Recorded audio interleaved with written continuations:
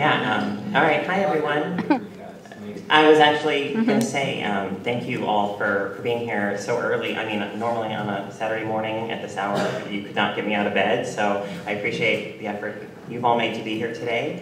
Welcome to this panel, Creating Character, Exploring Queer Identities Through Games. Before we get started, I just want to first note that there are cameras filming the panel, but just to alleviate any concerns anyone may have, the cameras are just filming the panel, no one in the audience, no audience activity, so don't worry about that.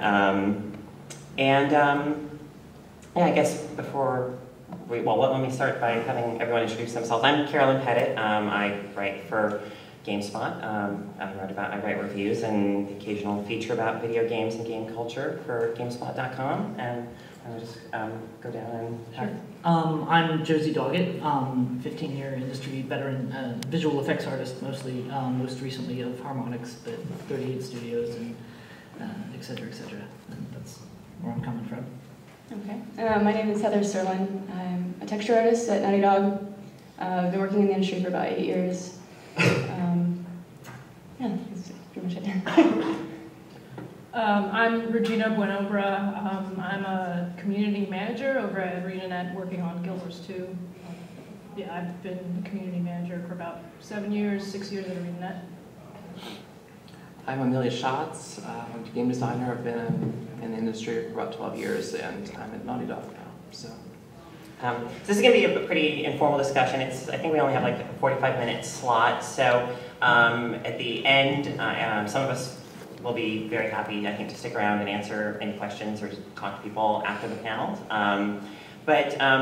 So, when I first kind of came up with the idea for the name of the panel as Creating Character, I was thinking about it in a few ways. Like character creation as a process that a lot of us, we've all kind of experienced in games, the process of creating a character, and which is a process that I think for a lot of us has been a way of expressing maybe parts of ourselves that we didn't always feel we could express in the real world, and kind of maybe escaping from some of the limitations that we felt imposed on us by our daily lives, but also creating character in the sense that the experiences that we go through in our lives, or adversity and challenges that we overcome, and so on and so forth, kind of build character or create character in us. And in his review for the documentary film Life Itself, which is a documentary about Roger Ebert, the current editor-in-chief of RogerEbert.com, his name is Matt Zoller, he said he wrote that when critics review films, they bring the sum of their intellectual capacity and life experience to bear. And as a critic, I really appreciated reading this acknowledgement that the idea of like objective reviews, which is something that you kind of hear a call for a lot of times in gaming, is kind of silly, right? We all bring our experiences to any experience we have with art or media, and our experiences are informed by the games that we've played, and now those experiences inform the work that we do in games and working on games, and I just find that fascinating. And I guess it would start with, so myself as a transgender woman who had a kind of interesting, unusual kind of coming out publicly and at GameSpot. Emilia, this panel kind of originated out of, I think, your coming out process and your desire to talk about that to some degree. So why don't you start by kind of talking about, coming out. So you're at Naughty Dog, which is the manufacturer of, some of the biggest mainstream action adventure games of all time, and I'm just curious what in that kind of culture and what that experience was like. Well, for those of you who don't know, I actually very recently came out as trans, and I transitioned at Naughty Dog in March, actually. So I'd been there for about 4 years up to that point. I've worked on Uncharted 3, on Last of Us, and now I'm on Uncharted 4. And so coming out at my age, it's very, very scary. As many of you I'm sure understand. And I sort of came at it just because I was at a point of desperation. It was like, but I honestly believed that I was probably going to lose you know, respect to most of my friends, my colleagues, and stuff like that. I just expected the worst, and I was really, really surprised by what happened. You know, I started the process of just coming out of Naughty Dog probably a few months before, and just went in and, you know, I told Allison, our office manager, and then we went and talked to the presidents, and we had set a whole plan together, and then we had the date, and one day I was just like, that's the Friday, and that Friday I sent out an email to the whole company saying, hi, I'm transgender, and this is the last day I'm appearing at Naughty Dog as a man. And on Monday, or actually no, I took off a few days. Took off a few days to let that sink in, and came back on the next Wednesday. And so, and of course it was very awkward at first. It always is when you first come out, but it quickly just changed, you know. I mean, I think it was just, people just didn't know what to say, and so actually what I did is my wife baked a bunch of cookies, and I just kind of wandered around people's desks, and I was like, you want a cookie? I mean, the moment you sort of break the ice, I think people are really, really ready to understand and to be there for you. It's just they don't know how. And so I think that there's still maybe a few people that are still a couple kind of awkward, but I mean, after 4 years of, you know, being in the trenches with people, they don't care about your personal life. They care about the fact that they depend on you, and that they know that you depend on them. And so it's great coming out at a team like that. And Naughty Dog was very, very great. So, answer your question. Yeah. So, you know, I guess for me, games were, when I was younger, like games were often kind of an escape from the gender dysphoria that I felt, right, and kind of a way to feel like I was connecting with something directly. I mean, movies and music and books and games were all ways that I could escape from my gender dysphoria and kind of feel something that was free from the kind of social baggage that was just inescapable in any kind of interpersonal relations at the time. Josie, did you get into games because you had a special relationship with games growing up, or how did that come about for you? Or my involvement in the games industry largely came because when I was in art school for computer art, and I had a bunch of friends who were game nerds, and you know, I'd always played games and always been a gamer. But for me, a lot of the trans issues that I was dealing with, because I'm a very recent lady as well. I only transitioned a couple of years ago, and for me it was the kind of thing where I didn't really consciously recognize why so many things resonated with me. There was a lot of things where, like, I would only ever have female avatars in games, and you know, when there would be sort of gender swap storylines and stuff, that always resonated with me, and I didn't quite understand why, sort of thing. So that was how sort of I related to games, and how games sort of related to me, but it wasn't so much like an escape from the world that I was in, but I've always been sort of like gender antagonistic throughout sort of my life, so I existed in this outside space until I didn't, and games helped, but they weren't, it wasn't quite the same sort of narrative with me, with games. So, yeah. So, I mean, games, to varying degrees, are part of the experiences that we've had and that maybe have shaped who we are now, but we all now work in games in varying capacities, and I think our experiences now then kind of inform to varying degrees in whatever capacity the work that we do. You know, I mean, as a writer covering games media, like, I try to find ways of challenging the idea that games themselves or that games journalism should be kind of targeted exclusively or primarily at, you know, kind of young straight men, to kind of broaden these perceptions and challenge them and send the message that you know, like, a lot of times if I raise issues of, like, the way women are represented in a game, there will be comments saying, oh, you know, get your politics out of my reviews, or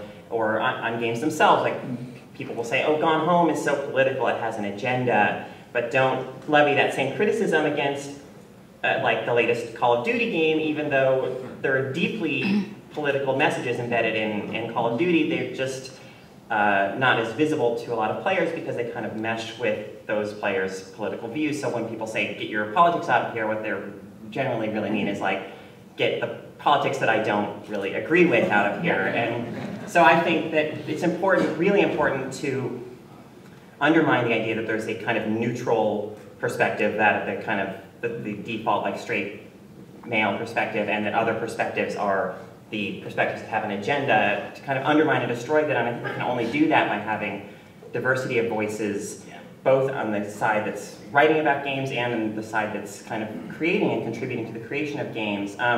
Heather, at Naughty Dog, I know that you were, you kind of talked to Neil to some degree when he was actually writing the character of Ellie in The Last of Us, who, you know, I certainly feel is a really wonderful character. She, you know, in my opinion, doesn't have the kind of sexualized persona and visual design and a lot of the problematic elements that often go along with female characters in like major games. What was it like, and to what extent were you kind of involved in that process? And can you talk about that a little bit? Yeah, sure.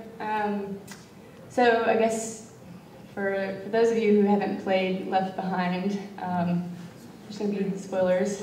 I apologize, but I can't really talk about what I'm going to say without spoiling it, so I apologize for that. So being an openly gay woman in the game industry, pretty much the entire time I've been working in the industry, it's just most recently opened up opportunities to have discussions with Neil Druckmann, who's our creative director, in the writing process for Ellie, and specifically for the DLC.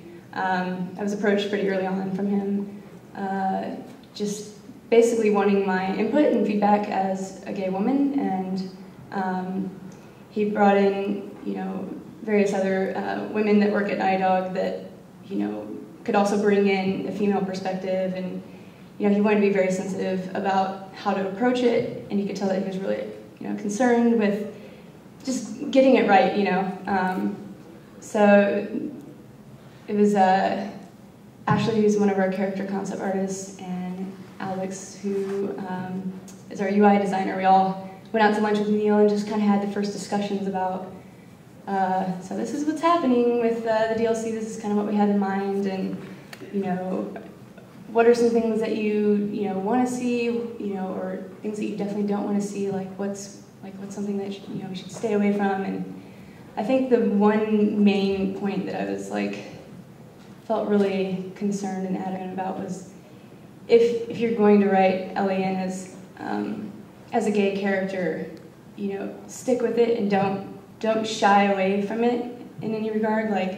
Don't have her kind of just, maybe she's interested in her friend Riley, and then, later, who knows, ends up with a guy. And I think for me, and maybe other LGBT identified people that maybe struggled early on or are struggling with their identity and trying to just make sense of it and everything, if you connect with the character on a certain level and you really identify with that character and kind of idolize them in a way, I think it's damaging to then see that go back to just the ideals and the normal, just kind of what society feels comfortable with, and I don't know, that just kind of sends a wrong message to not only to the LGBT community, but straight people as well. It kind of invalidates our relationship. And so that was my one main point.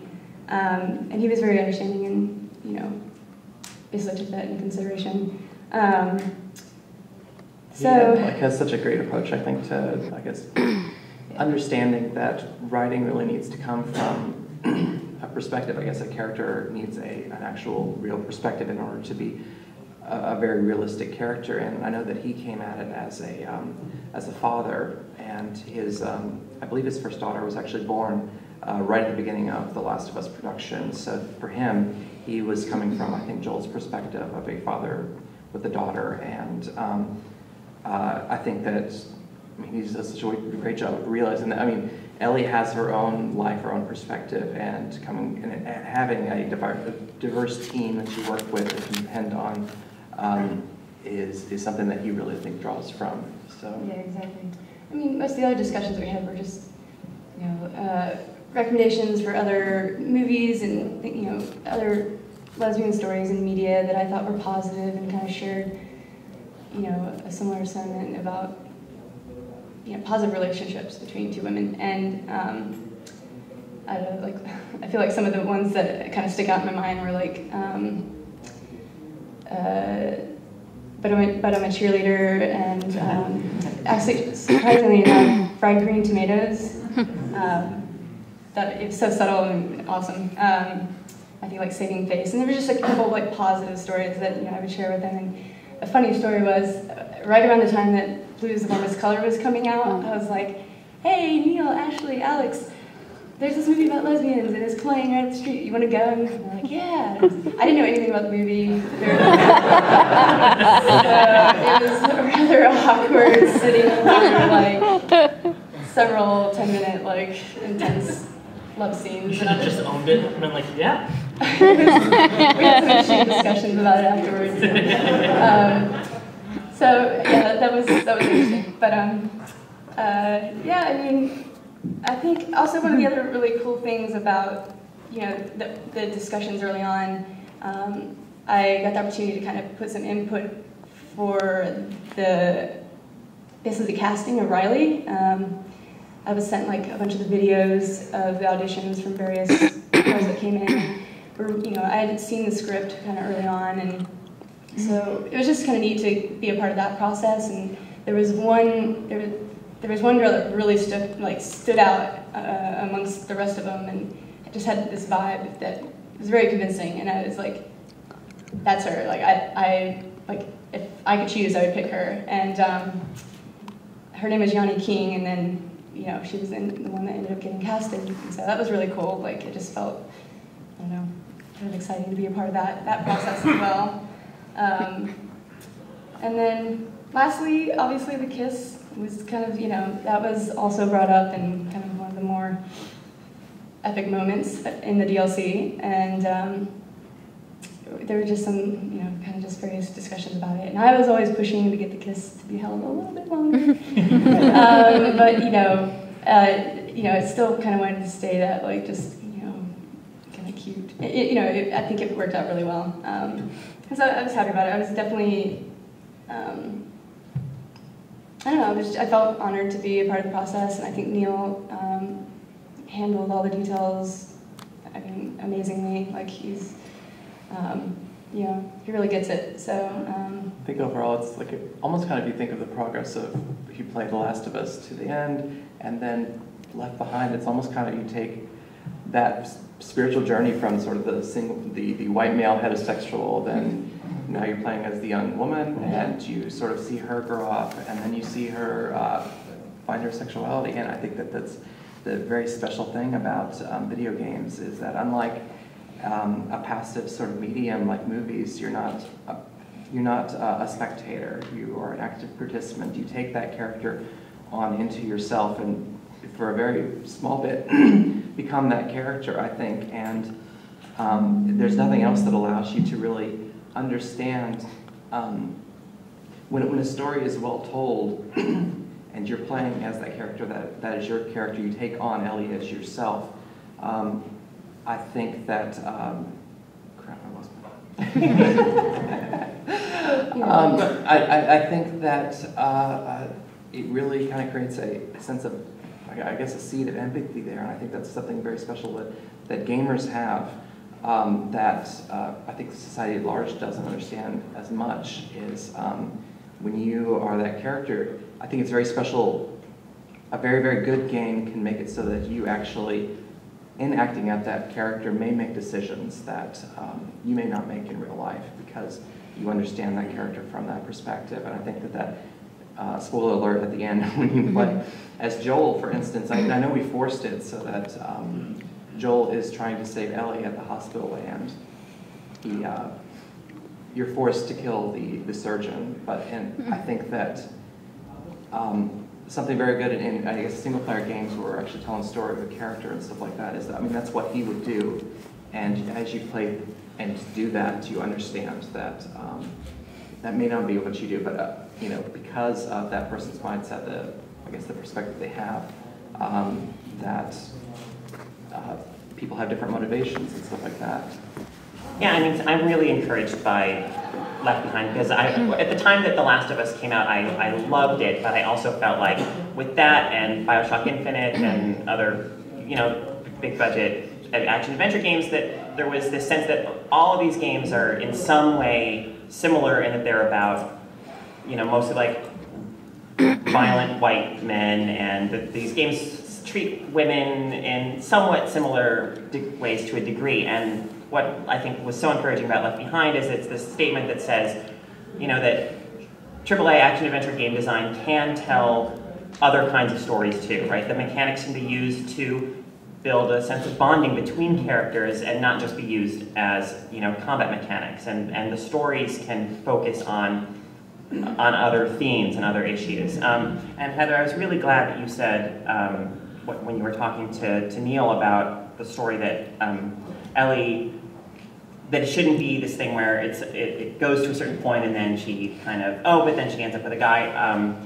That is so frustrating to me as a player of games. I mean, so I've mentioned this at other panels in the past, but like, for instance, Persona 4, which I think is a masterpiece of like Japanese role-playing game design, and has wonderful characters and wonderful writing, but is deeply, deeply frustrating to me because I felt as I was playing it, there were two characters, one who initially seems to maybe be a gay man, and another who initially seems to maybe be a transgender man, who both end up regressing on those paths and being like, no, I'm straight. It was just this other stuff, you know, or no, maybe I'm not really trans. It was because I read all these detective stories when I was a kid, and I wanted to be like my grandfather, the detective, or whatever. And that was really frustrating because I felt like there was a message embedded in that game of like, it's not okay to be those other things, right? You have to conform to the norm. So anyway, I think that's extremely valuable. So Regina, you work in the community side, so that's kind of in the culture that's like around the game, rather than like so much the content of the game itself. How do your experiences as you know, a bisexual woman and kind of inform your work there, and how you've been received and how you interact with your players?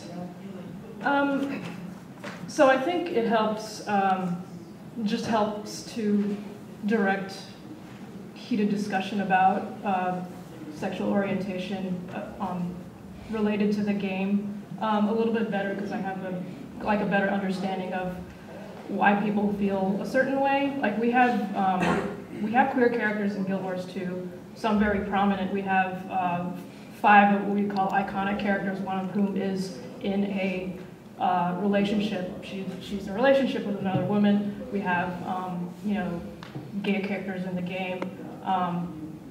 Yeah, it just helps to direct that discussion because I have kind of, you know, that perspective. But in terms of the game content itself, we have a relatively diverse writing team, and you know, right now we have an ongoing storyline in Guild Wars 2. It's called The Living World, and we have 2 women who are in a relationship. They're both lesbians, and their relationship evolved over time in the story. So we started the story last year. The 2 women met like last summer, and then over the course of time, you know, their relationship developed from, a business relationship. They're in a like detective agency working together as partners, and then they became romantically involved. And what was cool about that was that, you know, our writers didn't originally envision them as queer. What happened is that the fans started really responding to these 2 characters, and they're like, you know, they started like pairing them up, you know, and creating fan fiction and all that stuff, because they really responded to these characters. And the writers were like, huh, You know, let's think about this for a minute, right? And then, so they're like, you know, what if we put them together? What if we did that? So they went for it, and they ended up being a very popular pairing. And it's just been really great to see the community response to this. And yeah, the idea came from just because a lot of fans really identified with them. And like for me personally, it's really rare to see Asian women in games, much less queer Asian women in games. And these two characters, Marjorie and Casimir, one of them appears Asian. It's like kind of the Asian equivalent in the Gilbert's 2 universe. And it's for me, it's really powerful seeing someone like me. I mean, she's not bisexual, but she's a lesbian. But someone like me in a game. Absolutely. Like, because that never happens. Right. It's like, Representation. okay, here's Edge, and you know. Yeah. So yeah, that was just really cool. And you know, some occasionally the writers, like one of the writers came to me about like dialogue between them. Like, can you look at this dialogue? Is it too cutesy? Is it realistic? You know, is it at this stage in their relationship? Do you think this is an accurate thing for them to say to each other? So it's really nice to be included in that. I mean, our writing team is really awesome, and we have queer people in the studio and in creative positions. And I'm not in a creative position, so it was very nice for them for the lead writer Bobby to come talk to me about it. So yeah.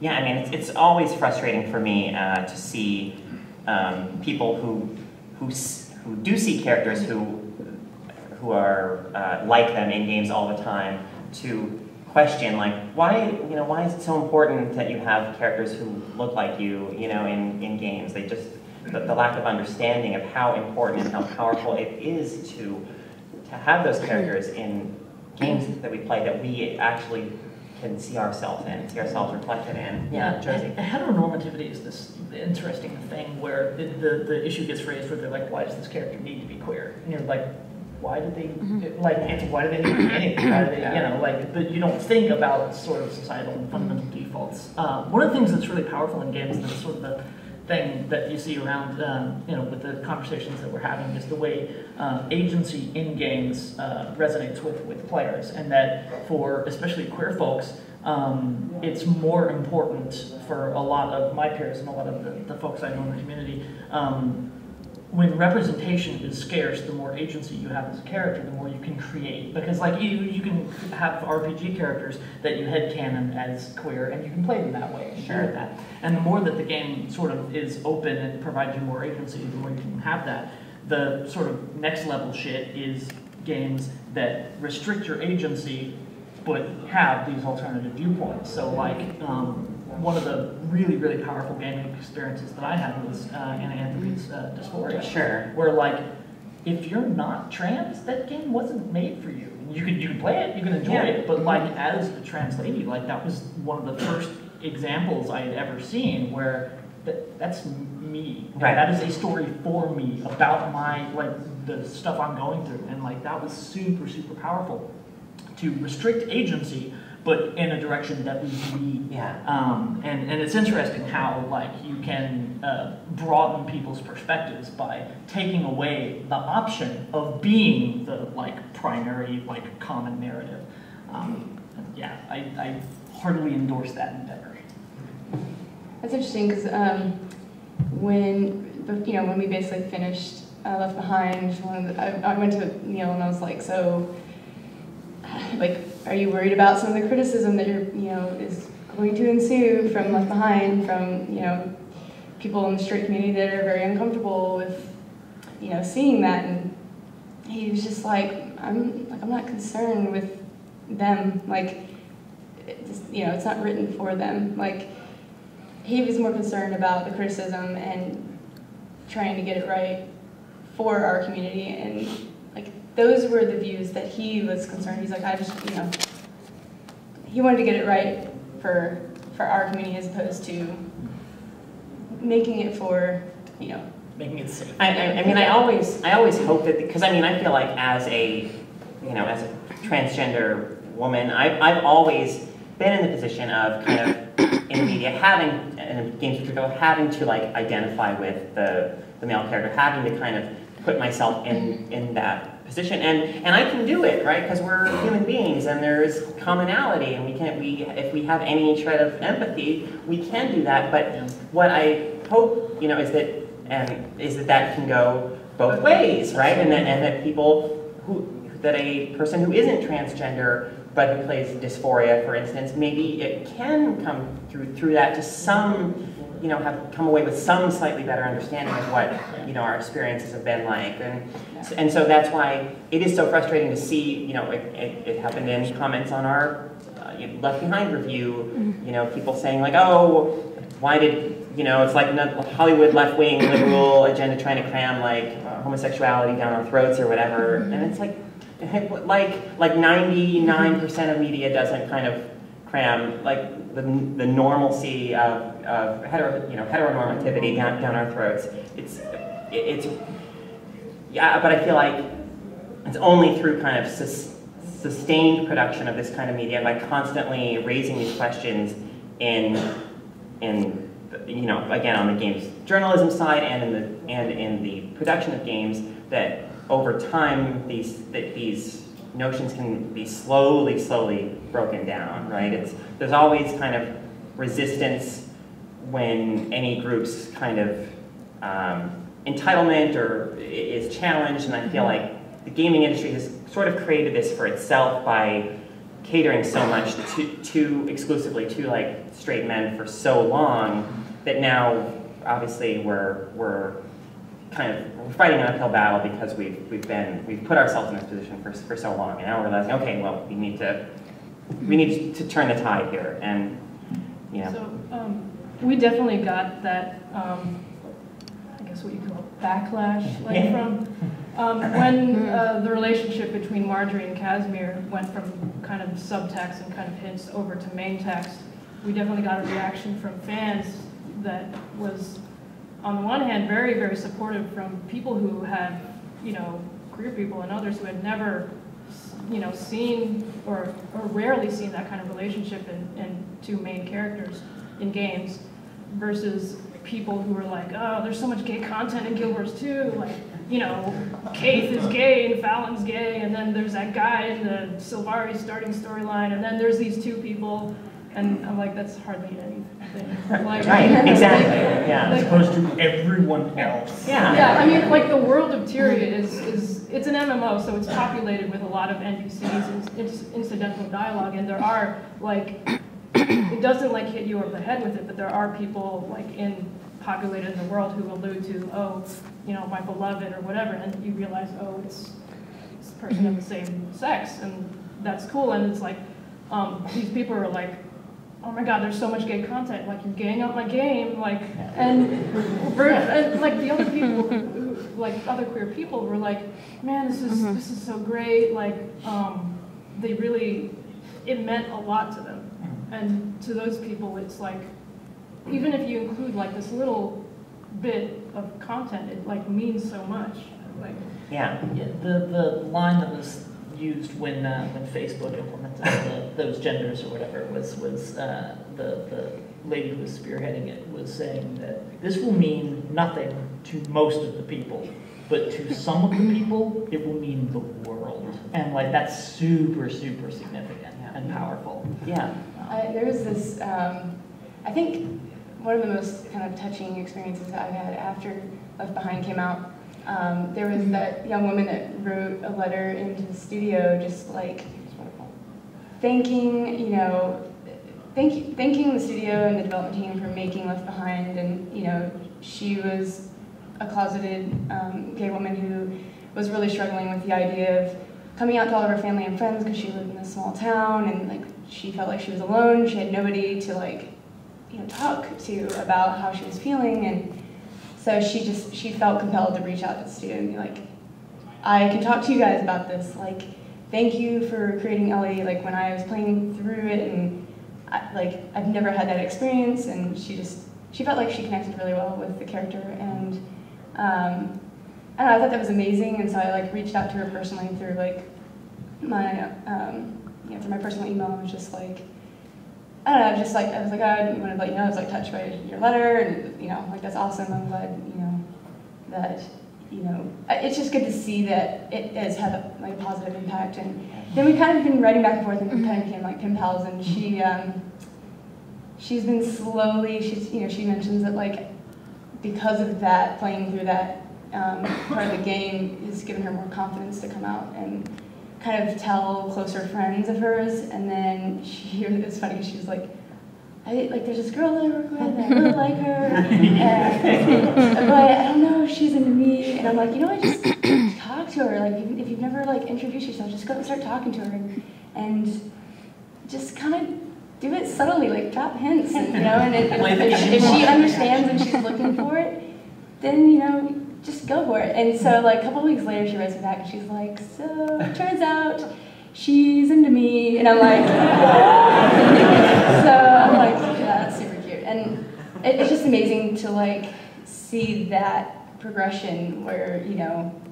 from her being shy and scared and like didn't know what to do, and then had nobody to talk to, and then I'm like, hey, I'm your gay friend over here, you can talk to me, and then now she's, maybe she'll have a girlfriend, in a few weeks or whatever. So it's just cool. Yeah, it's great to know that, to feel like, okay, there are those people out there that we're doing this for and that it's meaningful for. I mean, it is really frustrating for me to see how, just like any kind of backlash, like if GameSpot publishes any story that I've written about the representation of women or, anything like that, there's this perception from most of our readers that like so much content we're producing is like a feminist agenda stuff, right? Even though it's like a minuscule output of GameSpot, like 98% of what GameSpot produces is just like not related to those kinds of issues at all.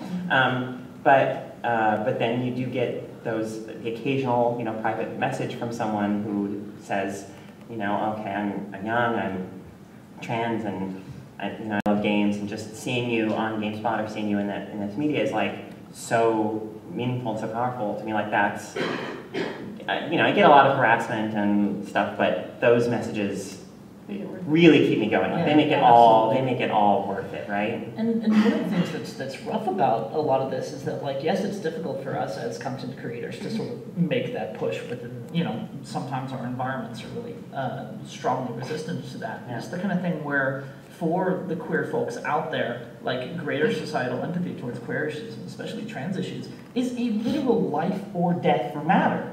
Like people who, like, a lot of ignorance leads to a lot of fear and a lot of hatred, and it's just having narratives out in the wild that are like, okay, so mom, dad, that video game we were all playing together? I'm sort of like that character, whatever. And then there's this frame of reference that, some basic establishment of empathy. And like, that's so important that it's worth being accused of furthering an agenda, I think.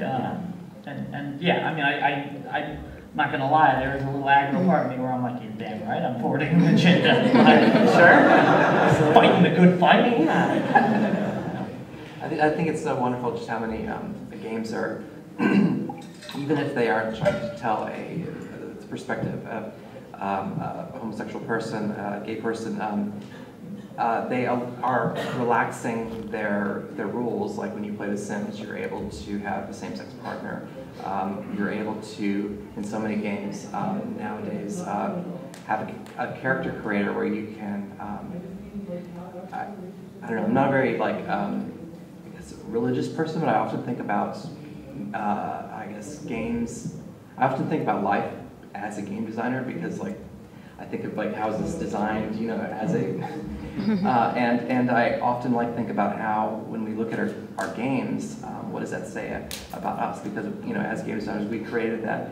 I think kind of coming from a perspective of trying to make a world, maybe a more perfect world, and I think that there's something special about the fact that so many games, like when you start with Oblivion, and one of the first things it asks you is, what gender do you want to be? Maybe that's the way we all collectively understand that's the way it should be, because that's the way we've made it in our games. Yeah.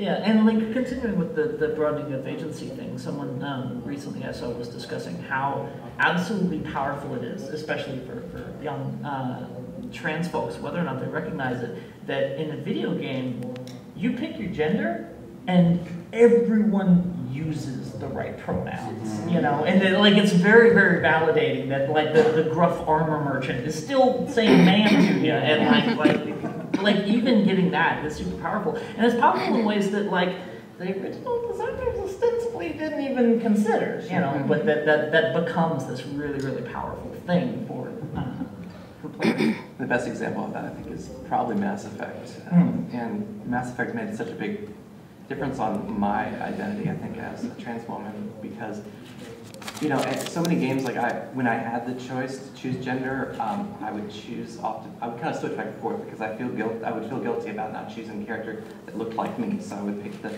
you know, male white character, and I played through Mass Effect as the male character the entire time, knowing that as soon as I finished this, I played as the Paragon and the male character, and I knew as soon as I finish this, I'm going to switch back and I'm going to start again as the woman, and I'm going to be the evil one, you know, because I want to do both sides. And it was like the entire time, I guess what was pushing me forward to finish the game was the fact that as soon as I finish this, I can go back and, I wasn't even thinking, I was going to be myself, you know, and when I went back and played as the woman, I didn't play as the evil woman. I played as me making decisions I would make. I wasn't.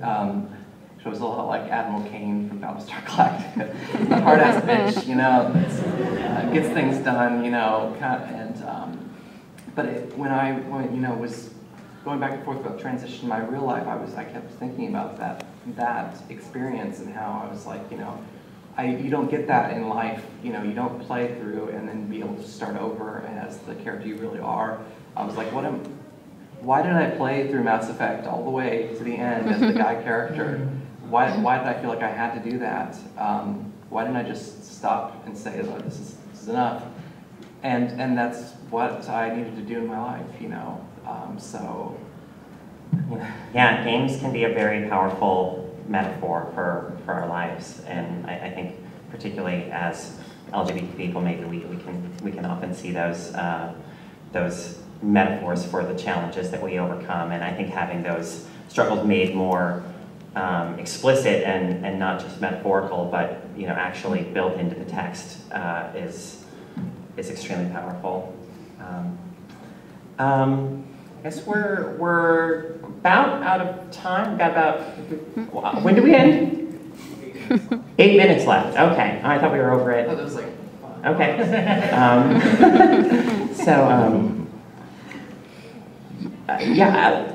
Yeah. If anyone has any questions in the audience, I guess we'd be happy now to take questions for a little bit before we wrap up. Yeah. I think one of my favorite things that I've discovered in games now that I'm older and thought about is the moments in games where even as like a female character, like it's Fable or it's Saints Row 2, you can go and change your hair and you can put a beard on, and I'm like, that's awesome. Yeah. Because I have a really awesome beard today. And so I'm really hoping that more games where you create your characters will do things such as that, because they're very little, but it's very customizable to however I feel that day.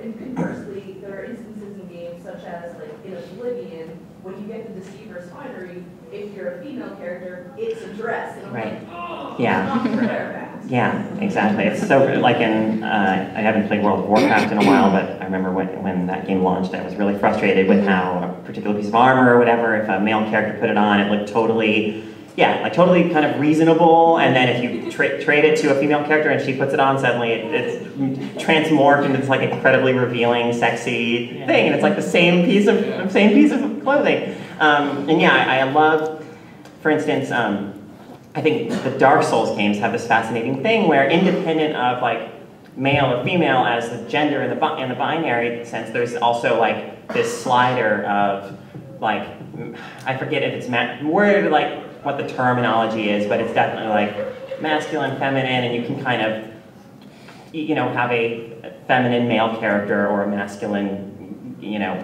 female character or whatever. I think that's really, really fun. So an interesting thing that occurs to me, and that was something that frustrated me in Fallout as well, is that in like Fallout 3 you would have the like, you know, formal wear or whatever, and you'd see it on the dude, it's a sharp suit, you put it on when you're a chick and it's like this little floofy dress. Yeah. And, like, it's interesting that you didn't hear any devs being like, look, I know it's gender inappropriate, but it takes so many resources, we'd have to build double the assets. That argument didn't come up. Now, it's weird. Isn't that weird? Yeah, yeah. I feel like that has come up in every panel that I've been in. It should, like that. Yeah. I mean, it is encouraging, I mean, that these discussions are starting to happen, right? The things that I think 5 years ago at E3, nobody would have really batted an eye over a game like an Assassin's Creed where there's no female playable characters. And now this is a thing that people question, and when the reasons are stated and they're absurd, you know, we question that, and we say, no, you can't get away with this stuff anymore. Like, these are things that need to be just built into the design and the budget and everything from the beginning, just like everything else. It was like Gears of War 3, like, they finally put a woman character in there, but yet she came this like weirdly nagging kind of. It's like, oh, really, like, Yeah. can't even get it right. Like, Yeah, there was a cool defense mechanism that I saw someone say, that when you hear someone say like a racist or a sexist joke or whatever, just have a complete blank face and be like, I don't understand, can you explain that? You know, and just dig as deep as you can to get them to say that. And like, I really like the idea of holding devs to that as well. Be like, why was this choice made? Because it's a video game. Yeah. Like, right, yeah, but let's, you know, dig deeper. Yeah. The point yesterday was actually brought up in one of the panels of it's not just the game creators, it's the people who do the research for the games, like for their marketing team. One of the panelists yesterday was from Sanstra, and they hired an outside huge company that does all the research for them. And they came to find out when they got the research back that they had purposefully excluded all women. Right. Like, there were no women whatsoever reviewed for it. And they're like, why? We asked you to be as diverse as you can because you're making it so that anyone could play it. And they're like, well, that's just the way we've always done it. And they're like, but why? And that happened to us too when we were playtesting players for The Last of Us. It's like we just had Sony bring in a group of players. This is the demographic, and they were all male. And I know Neil made a big deal. He was like, you know, I'm writing a story about a young woman. We need to get a perspective here. Like, why don't we have women playing this game? You know, and so, but yeah, you had to ask for it. It didn't just happen. So. Yes. You mentioned the Persona 4, the vacillation between that. Yeah. Do you think that's more like culturally specific from the Japanese games? Well, it might well be, but I don't think that makes it okay or like any more acceptable, right? I mean, I think that those messages still need to be challenged and questioned, you know, regardless of where they originate from. I mean, it's media that's being transmitted globally, I mean, that is something that people would often say in the comments, because I wrote a whole thing about it, like the problematic messages that I saw in the game, and there were so many comments of like, but it's just a reflection of Japanese culture, and my feeling is, you know, whether it is or it isn't, or to whatever extent that it is or it isn't, that doesn't make it like okay to say to kind of have a game that sends this message of like, you know, if you have these characters where it seems like they might be queer, and you know, queer players might start identifying with them, and then they're like, no, don't. I was confused. I'm not queer at all. It's no. I was all this silly. There was a bunch of silliness. Forget about it. Would you say like for like the localization teams to then potentially? I mean, I don't think that they could have. I mean, once it gets to the localization team, I mean, the content of the game is what it is, and I think the localization team's job is to, as faithfully and effectively as possible, translate and, you know, the game as it exists, not to change the story. So I wouldn't put that on them. I just feel like, and I'm not. I mean, I love Persona 4. Again, it's that thing where it's like we can love a thing and acknowledge that it has some problematic elements. I mean, I think the game is a masterpiece. So I'm not saying that the game shouldn't exist or anything. I'm just saying that I think conversations can happen around these things where some of these messages are questioned. Yeah.